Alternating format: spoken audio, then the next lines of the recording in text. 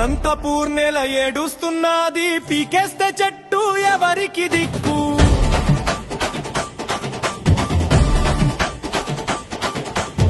కరువు గుండెల్లో గాయం మళ్ళీ పెద్ద చెట్లను వేర్లతో సహా పీకుతారా.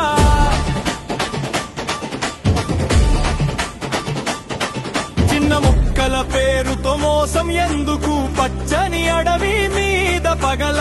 మొక్క నాటడం పుణ్యం, చెట్టు నరుకటం పాపం, ఎండతో పోరాడేది అడవే.